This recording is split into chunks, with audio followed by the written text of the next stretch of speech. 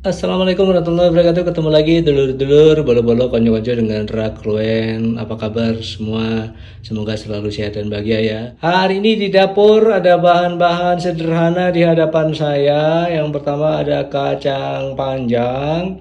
Yang kedua ada tauge kedelai. Dan tentu saja ada bumbu-bumbu. Di sana ada kecap. Terus di sini di piring warna biru ini ada cabai, bawang merah, bawang putih, dan lengkuas. Ya, hari ini saya akan masak eseng-eseng kacang tauge kedelai. Ada kacang panjang, karena kacangnya memang panjang. Gak perlu biar ini, gak perlu zaman biar sih ciri itu kacangnya paling gede sama ini yo. Jadi dari hasil teknologi yang makin maju, buah, sayur, segala macam sudah tumbuh lebih spektakuler ya. Ini kacang panjang ini murah pula ya, Rp2.000. Terus tauge kedelai ini juga hanya Rp2.000. Bumbu-bumbu ya sekitar Rp2.000, Rp6.000. Hari ini masak sayur lagi. Banyak sekali bahan-bahan sayur yang memang bisa dimanfaatkan sebagai hidangan. Ini ngikutin tradisi zaman dahulu ketika masak sayur kacang panjang, mestinya mesti siji-siji ini gitu. Zaman saya ini gak telaten, tadi yang penting ujung-ujungnya dibersihkan, kemudian langsung dikerus pakai pisau ngono wis. Tapi enggak apa-apa. Jadi sambil ngobrol, ngerti yo sak keranjang yo enggak keros. Lihat apa disambi karo ngobrol. Satu persatu seperti ini. Ya nggak apa-apa. Dengarlah bunyi-bunyinya yang manis, cetik.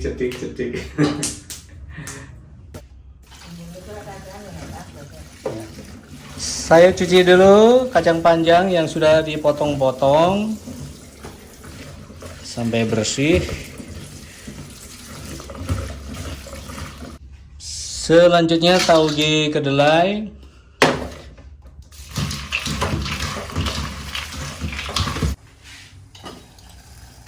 Waktunya merebus kacang.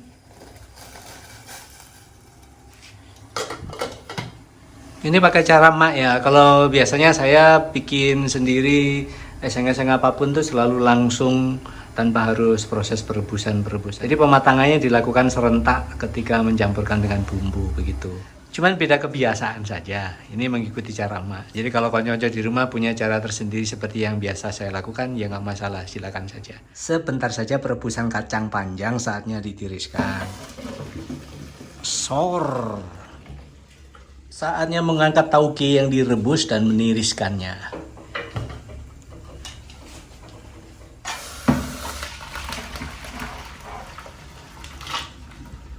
Sekarang giliran bumbu untuk tampil. Silakan masuk penggorengan. Bismillah.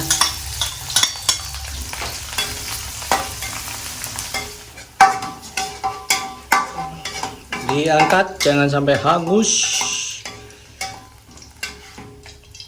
Lengkuas diparut dulu.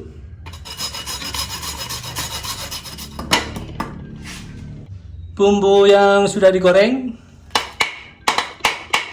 Bismillah.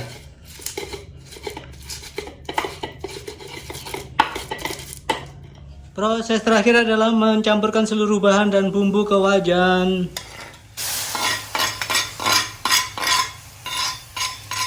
Tauge kedelai dan kacang panjang.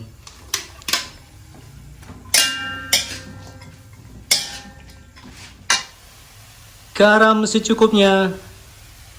Seperti biasa gula pasir juga secukupnya. Penyedap rasa. Dan terakhir adalah kecap secukupnya.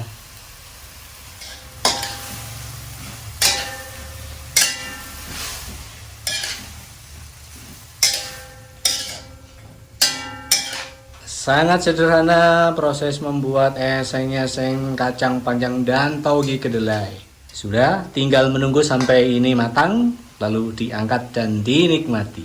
Cukup dulur-dulur, bolo-bolo, konco-konco. Selesai sudah saya membuat eseng-eseng kacang panjang toge kedelai hari ini. Setelah ini saya akan menyantap hidangan ini dengan nasi. Terima kasih, semoga kita semua selalu sehat dan bahagia. Wassalamualaikum warahmatullahi wabarakatuh. Dadah.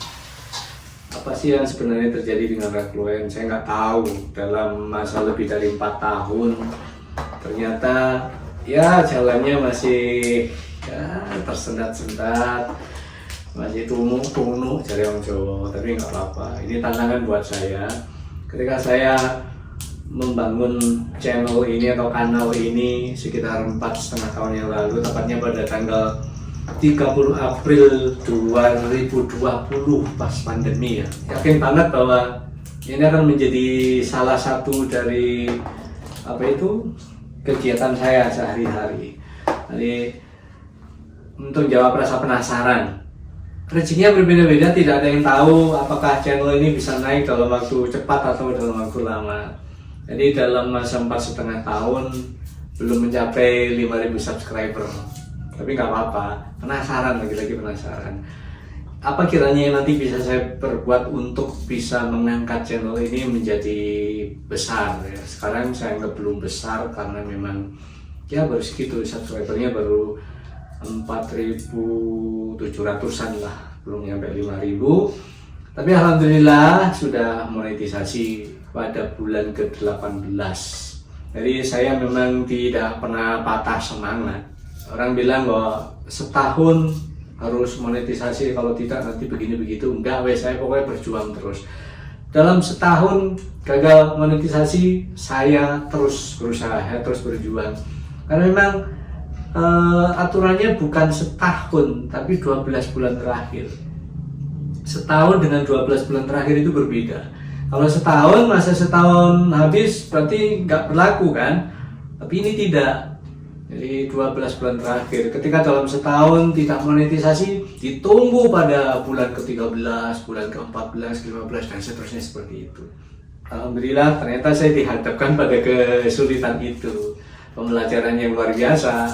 Mungkin akan berbeda rasanya ketika sebelum setahun misalnya saya sudah monetisasi. Akan lain ceritanya, akan lain rasanya. Deg-degannya luar biasa karena setelah setahun ternyata saya belum monetisasi. Ya sudah, lanjut terus, pantang menyerah gitu ya.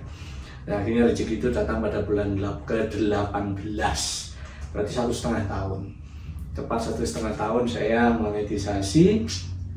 Ya sudah bergulirlah sampai sekarang tahun ke-5 ya, setengah tahun pada tahun ke-5. Jadi tepatnya 4 tahun 6 bulan. April, Mei, Juni, Juli, Agustus, September. 4 tahun 5 bulan. Jadi 4 tahun 5 bulan. Sudah pernah mencicipi gajian 2 kali. Gajian 2 kali. Alhamdulillah ya, baru dalam batas minimal, tapi alhamdulillah. Batas minimalnya berapa? 1.300.000 ya. 2 kali. Yang pertama setelah setahun monetisasi, yang kedua juga setahun kemudian. Jadi durasi gajiannya setahun sekali, masing-masing 1.300.000. Alhamdulillah, harus disyukuri. Setidak-tidaknya saya sudah pernah mencicipi rasanya gajian YouTube. Karena sudah monetisasi, karena sudah nyata-nyata ada gajinya, ada bayarannya, tentu saja saya makin bersemangat. Apa saja yang mungkin saya kerjakan untuk bisa mengangkat channel ini juga terus akan saya lakukan sambil terus menantang kreativitas. Apa kiranya yang nanti bisa membuat penonton lebih tertarik. Saya menyadari sepenuhnya bahwa mungkin atau pasti konten-konten saya kurang menarik atau tidak menarik sama sekali. Oleh karena itu penontonnya sedikit banget. Ya sudah, gak apa-apa. Ini tantangan buat saya agar ke depan siapa tahu dengan upaya lebih keras lagi untuk berkreasi akan mendatangkan lebih banyak lagi penonton, begitu. Saya tidak pernah tahu konten macam apa yang bisa naik. Orang lain juga mungkin menghadapi persoalan yang sama, tidak pernah tahu apa kiranya yang membuat konten itu bisa naik, apa yang kiranya membuat channel itu bisa dikenal orang. Makanya terus saya harus belajar setiap hari, belajar dari YouTube, dari segala macam ya. Saya baca, saya dengar, saya tonton, semuanya saya pelajari Akhirnya nanti saya berharap akan ada perbaikan atau perubahan yang lebih baik dari channel saya, dari Rakruen. Setidak-tidaknya dengan membuat channel, saya jadi tahu bagaimana kerja seorang content creator ya. Selama ini kan saya hanya bisa membayangkan, terutama yang paling saya bayangkan itu adalah betapa hebatnya mereka bisa sampai mencapai titik sukses. Saya bicara tentang orang-orang yang sudah berhasil sebagai kreator ya di dunia YouTube atau di media sosial yang lain. Dan memang ketika menengok ke arah kesuksesannya, wah luar biasa, tergiur gitu ya. Tapi saya dan mungkin kreator baru lainnya lupa bahwa mereka bisa sampai ke titik itu juga melalui proses yang sangat panjang, perjuangan yang mungkin babak belur, jungkir balik, berdarah-darah ya. Tidak serta-merta push langsung tiba-tiba terkenal. Kecuali mereka mulai dari dunia keartisan, itu beda lagi. Tapi yang benar-benar murni sebagai YouTuber, sebagai content creator, ya semuanya dari nol, semuanya dari nol. Dan saya tanam itu di kepala saya bahwa saya bukan siapa-siapa. Saya berangkat dalam posisi bahwa saya bukan siapa-siapa. Saya adalah orang kebanyakan yang tidak mempunyai prestasi apa-apa, tidak mempunyai kelebihan apa-apa, tapi mempunyai harapan suatu saat bisa mungkin ya menjadikan YouTube atau yang lain sebagai bagian dari aktivitas saya. Dari situ saya berangkat dan penanaman itu benar-benar saya lakukan dengan sesungguh-sungguhnya agar tidak ada celah sedikit pun untuk saya berpikir tentang sesuatu yang wah, sesuatu yang luar biasa sebagaimana yang sudah dicapai oleh para kreator hari ini gitu ya. Jadi saya harus dari nol, mentapak benar-benar dari nol untuk ke titik tertentu. Alhamdulillah itu tidak berpengaruh terhadap diri saya hanya berfokus pada bagaimana saya harus mulai melangkah selangkah demi selangkah. Kalau kita hanya diracuni oleh kehebatan orang, keberhasilan orang lain, ya mungkin saya nggak akan bergerak. Apalagi saya membutuhkan bertahun-tahun untuk sampai ke satu titik mula.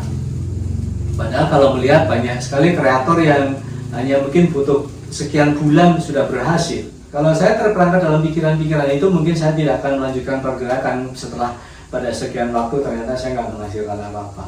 Tapi tidak, bahwa saya harus terus lanjut sampai hari ini.